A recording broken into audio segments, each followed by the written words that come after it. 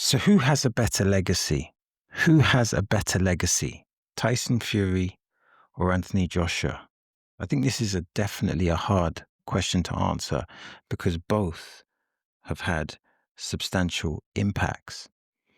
So I was watching a video and Adam Booth was asked this question. And Adam Booth is very well known for working effectively with David Haye. He trained him to become cruiserweight champion and he trained him to become heavyweight champion.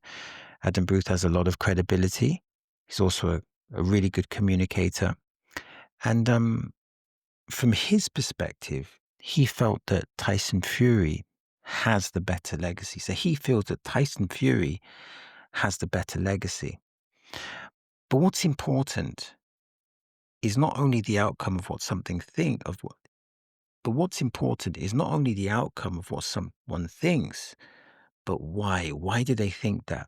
And I think his rationale is something to pay attention to. Now, Anthony Joshua and Tyson Fury, they both have victories over Klitschko. They both have victories over Klitschko. But Adam Booth would argue that the historic win over Klitschko that Tyson Fury has, where he took all the belts and he went into Tyson Fury, in a hyperbolic sense, went into Klitschko's backyard and he won the title. He views that as a more impressive, he didn't use those words, I'm paraphrasing, but that's a more impressive victory than Anthony Joshua's victory over Klitschko.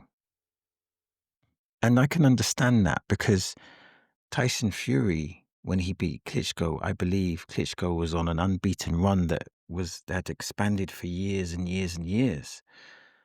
Where when Anthony Joshua fought Klitschko, he was coming off the loss to Fury and he was no longer a champion. So when we measure that fight, what's interesting is that even though Anthony Joshua had that explosive stoppage over Klitschko, when you look at the merit of the victory, you can see why someone would put Tyson Fury's victory in a higher regard. And then we have the comeback against Deontay Wilder. And it's important to remember that when Tyson Fury came back against Deontay Wilder, he had an obesity problem and he had a mental health problem. And it was a substantial mental health problem.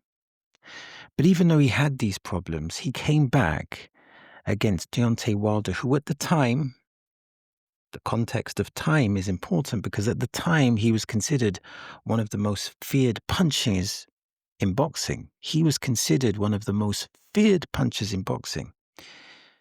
Some of the most explosive punchers in boxing history were Ernie Shavers and George Foreman. They are considered to be the heavy hitters. Some would also put Rocky Marciano in there as well, even though he was considerably lighter. But definitely George Foreman and Ernie Shavers are considered the big hitters, and Deontay Wilder is considered by some to maybe be the greatest puncher of all time. Of course, it's hard to establish that. But the point is that he was a hard puncher, a feared puncher, and he came back, he had the draw, but then he came back in the rematch, and instead of boxing the puncher, he took the center of the ring and he got a stoppage in the second fight.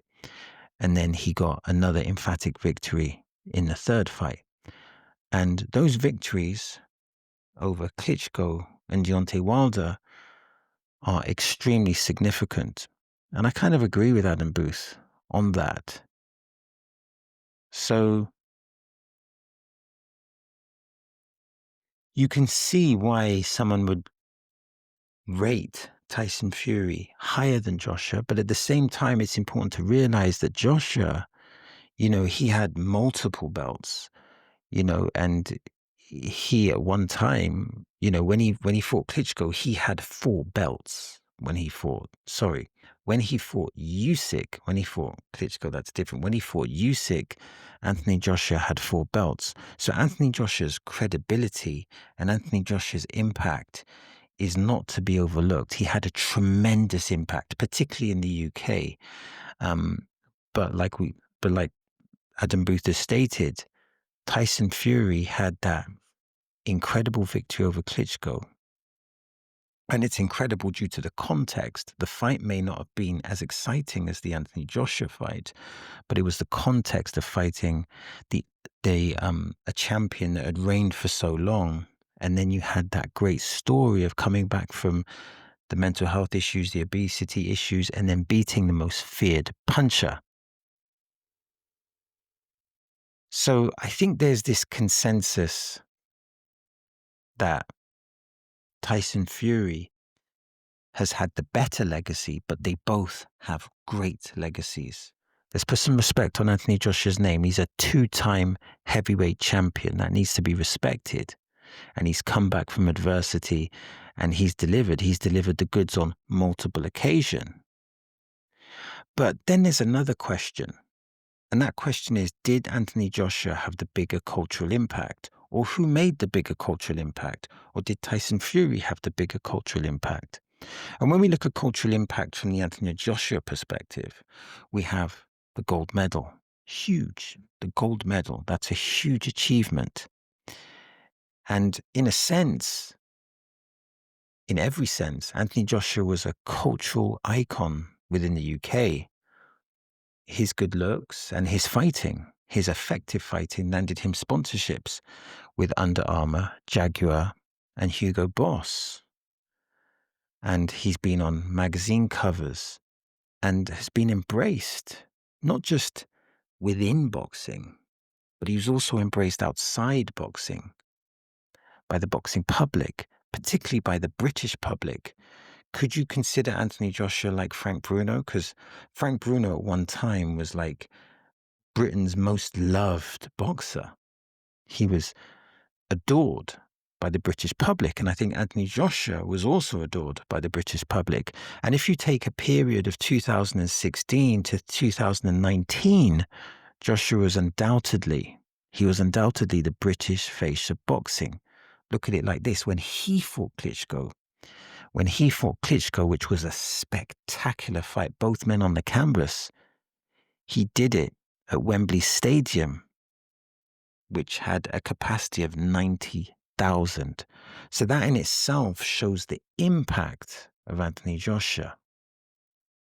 However, Anthony Joshua may have the bigger impact from the UK perspective, but Tyson Fury arguably has that global personality and storytelling. And when I say storytelling, I'm talking about coming back from depression, addiction, and obesity, coming back from those things to become the heavyweight champion. And he documented that, his openness about mental health in the media, and then having that great victory, which initially was a draw, but then turned into a victory. And the nature of the draw looked like he was knocked out, only to get back up. It was a real story of perseverance. That had a major cultural contribution because many people can relate to that. And unlike Joshua, you could argue that Tyson Fury had an effective penetration within the USA. He cracked the US market, and he cracked it with the trilogy with Deontay Wilder, which were massive events, which appeared in Las Vegas and they appeared on SBN, etc. So in a sense, most people are putting Anthony Joshua's legacy, most people are putting Tyson Fury's legacy over Anthony Joshua.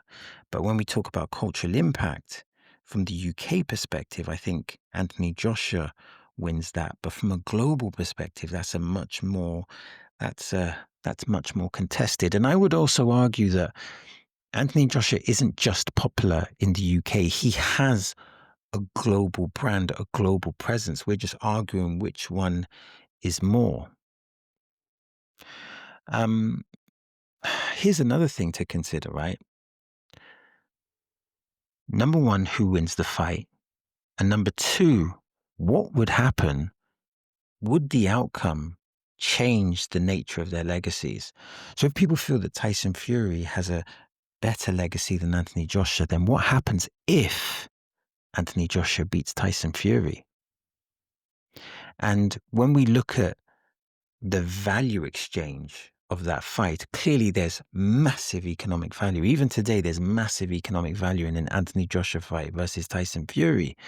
But it would look like that Anthony Joshua, with regards to reputation, would have much more to gain.